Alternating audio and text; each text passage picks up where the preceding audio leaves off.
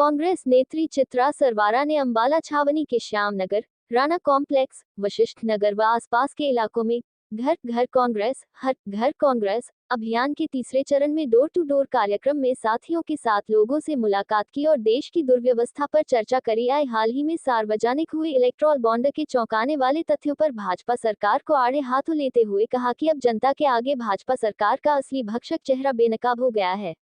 उन्होंने कहा कि भाजपा ने इलेक्टोरल बॉन्ड पाने के लिए हर असंवैधानिक हथकंडे अपनाए हैं और 60% इलेक्टोरल बॉन्ड केवल भाजपा को गए हैं।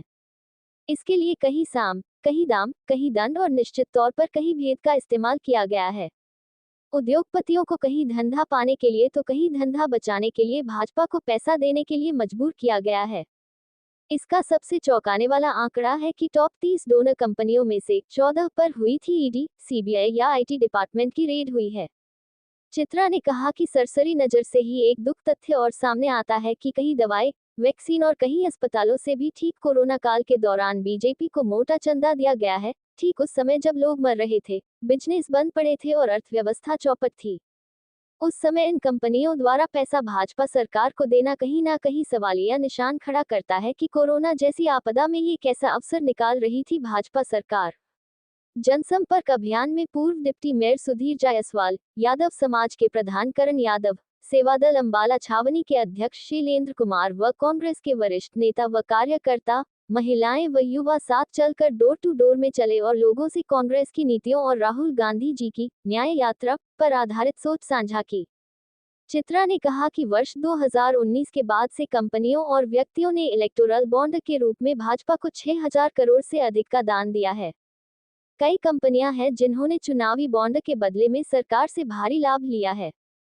उन्होंने कहा कि उदाहरण के तौर पर मेघा इंजीनियरिंग एंड इंफ्रा ने 800 करोड़ रुपए से अधिक इलेक्टोरल बॉन्ड में दिए और एक महीने के बाद ही उस कंपनी को 14,400 करोड़ रुपए की Thane Borivali twin tunnel project मिल गया। चित्रा ने कहा कि भाजपा द्वारा बॉन्ड लेने के लिए तरह तरह के षड्यंत्र रचे गए। पहले ईडी, सीबीआई व आईटी के माध्यम से कंपनियों पर छापा डलवाया गया और बाद में कंपनी की सुरक्षा के लिए हफ्ता दान इकट्ठा किया गया। उन्होंने कहा कि आयकर विभाग ने दिसंबर 2023 में शिरडी साई इलेक्ट्रिकल्स पर छापा मारा और जनवरी 2024 में उन्होंने इलेक्टोरल बॉन्ड के माध्यम से 40 करोड़ रुपए का दान दिया।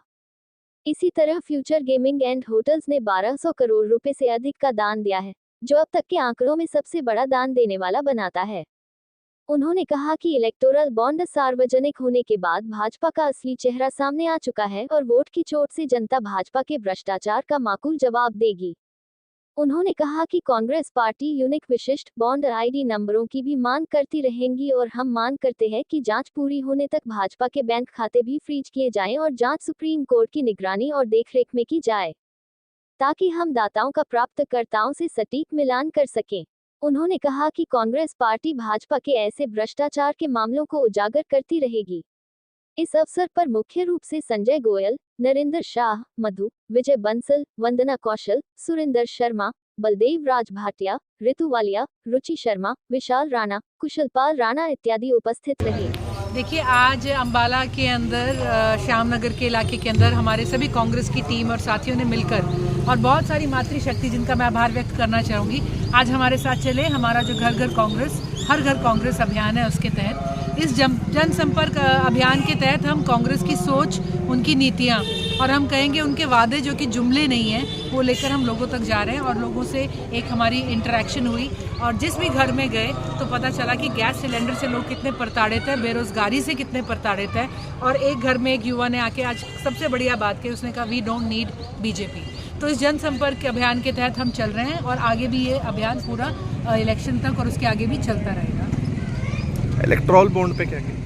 इलेक्टोरल बॉन्ड अब जब उसकी डिटेल सामने आई है, जो कि अभी भी पूरी नहीं है, तो एक बात साफ हो गई है कि ये जो है ये चंदे का एक धंधा था, एक तरह से वसूली कार्यक्रम था भाजपा का। और ये भी पता है कि पहली टॉप 30 डोनर्स के अंदर में से 14 डोनर ऐसे थे जिनके ऊपर ईडी की रेड पड़ी और अनगिनत ऐसे डोनर थे जिनके ऊपर उन्होंने आज चंदा दिया और कल उन्हें दुगने तिगने अमाउंट में 500 का चंदा दे रहे हैं, तो 1200 करोड़ का उन्हें अगले दिन जो है टेंडर मिल रहा है। तो आज साफ हो गया है सबको, इलेक्टोरल बॉन्ड एक जो काला काला धंधा था, एक ब्लैक मनी को वाइट दिखाने का धंधा था जिसमें कोई ट्रांसपेरेंसी किसी भी तरह की नहीं है। और अब हम तो ये डिमांड करते हैं कि इस पूरे मैटर की, इलेक्टोरल बॉन्ड की, जो है हमारे सुप्रीम कोर्ट के जज की निगरानी में एक जांच भी हो और तब तक भाजपा के सारे अकाउंट्स को भी फ्रीज करना चाहिए।